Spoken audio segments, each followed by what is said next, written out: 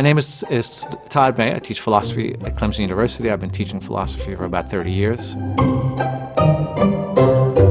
You get up in the morning, you go into work, you're on the subway, and what happens? You look across, you see a guy slumped over, he looks so tired, it's not clear he's gonna make it through the day. And then you see the guy next to him, he's sitting folded up newspaper, sitting with a suit, looks like a dozen other people sitting there with suits and folded up newspapers. And you begin to ask yourself, what's this about? Why am I here?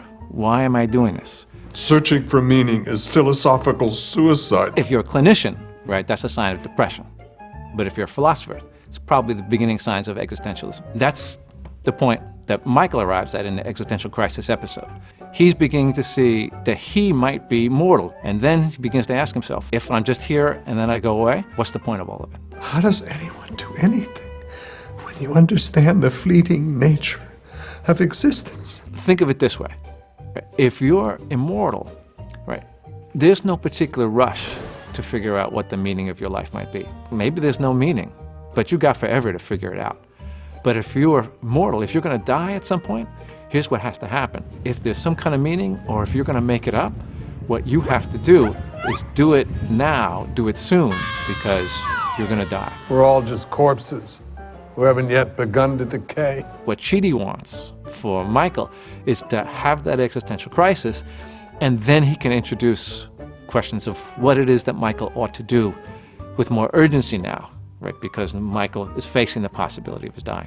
Dude, you broke Michael. No, this is good. He's having an existential crisis. The French philosopher, Jean-Paul Sartre, tried to say, look, on the one side, you don't have any meaning. You're in some sense at sea. There's nothing that is telling you, here's what you ought to do. It's your decision all the way down. But on the other hand, that frees you up to make the meaning that you want to make in your own life. You're creating your own meaning, and in creating your own meaning, right, there's a certain freedom and a certain openness to that. For Sartre, you're responsible not simply for what it is you do, you're responsible for deciding whether what you do is good or bad. And what Chidi wants to do with Michael is put him in a situation where he might begin to think about what's right or wrong. Now we're getting somewhere.